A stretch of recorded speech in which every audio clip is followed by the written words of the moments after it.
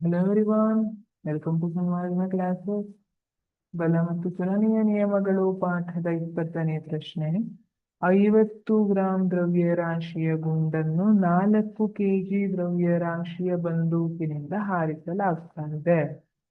Firing. ಆರಂಭಿಕ ವೇಗ 35 metre per second. ರೈಫಲ್ನ ಆರಂಭಿಕ ಹಿಮ್ಮೆಟ್ಟುವಿಕೆಯ ವೇಗವನ್ನು ಲೆಕ್ಕ ಹಾಕಿ ಅಂತ ಕೇಳ್ತಾ ಇದ್ದಾರೆ. ನೋಡಿ, ಇಲ್ಲಿ ಯಾವ ತರ ಬರುತ್ತೆ ಅಂದ್ರೆ ಸಂವೇಗ ಸಂರಕ್ಷಣಾ ನಿಯಮದ ಪ್ರಕಾರ ಆ ಘಟನೆ ಫೈರಿಂಗ್ ಆಗೋದ್ಕಿಂತ ಮೊದಲೇನು ಒಟ್ಟು ಸಂವೇಗ ಇತ್ತಲ್ಲ, ಅದು ಫೈರಿಂಗ್ ಆದ ನಂತರದ ಒಟ್ಟು ಸಂವೇಗಕ್ಕೆ ಈಕ್ವಲ್ ಆಗಿರುತ್ತೆ. ಫೈರಿಂಗ್ ಗಿಂತ ಮೊದಲು ಒಟ್ಟು ಸಂವೇಗ ಎಷ್ಟಿತ್ತು? 0 ಇತ್ತು. ಯಾಕೆಂದ್ರೆ ಬಂದೂಕು ಮತ್ತೆ ಗುಂಡು ಎರಡು ನಿಶ್ಚಲ ಸ್ಥಿತಿಯಲ್ಲಿದ್ವು, 0 ಇತ್ತು. ಹಾಗಿದ್ರೆ ಅದಾದ್ಮೇಲೆ ಏನಾಗಿತ್ತು? m1v1 plus m2v2 is equal to 0 ಆಗುತ್ತೆ. ಆರಂಭಿಕ ಸಂವೇಗ 0 ಇದೆ, ಅಂತಿಮ ಸಂವೇಗ ಆರಂಭಿಕ ಸಂವೇಗಕ್ಕೆ ಈಕ್ವಲ್ ಇರುತ್ತೆ. ಸರಿ, ಏನೇನು ಕೊಟ್ಟಿದ್ದಾರೆ? m1 50 gram. 50 ಗ್ರಾಮ್ ಅನ್ನ ಕೆಜಿಯಲ್ಲಿ ಬರೆಯೋದಿದ್ರೆ 0.05 ಕೆಜಿ. ಆಮೇಲೆ m2 ಏನಿದೆ? 4 ಕೆಜಿ ಇದೆ. 4 ಕೆಜಿಯನ್ನ 0.004 ಕೆಜಿ. 4 ಕೆಜಿ ಇದನ್ನ ಕೆಜಿಯಲ್ಲೇ ಕೊಟ್ಟಿದ್ದಾರೆ, ಗ್ರಾಮಲ್ಲಿ ಕೊಟ್ಟಿಲ್ಲ. 4 ಕೆಜಿ ಆಸ್ ಇಟ್ ಇಸ್. ಆರಂಭಿಕ ವೇಗ ಎಷ್ಟು?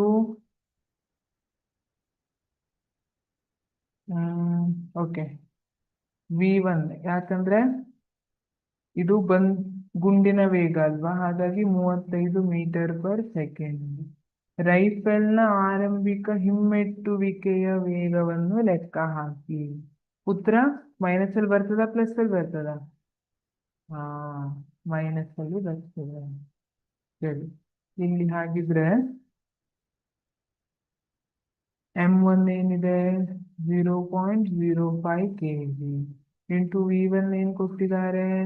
35 ಪ್ಲಸ್ m2 ಏನಿದೆ? 4 ಕೆಜಿ ಇಂಟು v2 ಗೊತ್ತಿಲ್ಲ, ಈಕ್ವಲ್ ಟು 0. 0.05 ಇಂಟು 35 ಮಾಡಿದ್ರೆ ಎಷ್ಟು ಬರುತ್ತೆ? 1.75 ಅಂತ, plus 4 into v2 is equal to 0.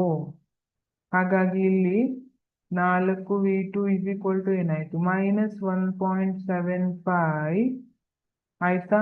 v2 ಏನಾಯ್ತು? 4 ಈ ಕಡೆ ತಗೊಂಡೋಗಿ denominator -1.75 divided by 4.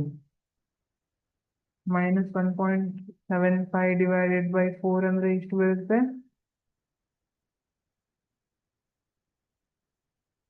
1.75 divided by 4. 0.-0.4375 metre per second. ಇದು v2 ಆಗಿರುತ್ತೆ. ಹಿಮ್ಮೆಟ್ಟುವಿಕೆಯ ವೇಗ ಅಂದ್ರೆ ಗುಂಡು ಮುಂದ್ಗಡೆ ಹೋದ್ರೆ ರೈಫಲ್ ಏನಾಗುತ್ತೆ? ಹಿಂದ್ಗಡೆ ಹಿಮ್ಮೆಟ್ಟುವಿಕೆ ಅಲ್ವಾ, ವಿರುದ್ಧ ಡೈರೆಕ್ಷನ್ ಅಲ್ಲಿ ಇರುತ್ತೆ. ಹಾಗಾಗಿ ಇಲ್ಲಿ ಮೈನಸ್ ಅಂತ ಬರೆದಿರ್ತೀವಿ. ಉತ್ತರ ಮೈನಸ್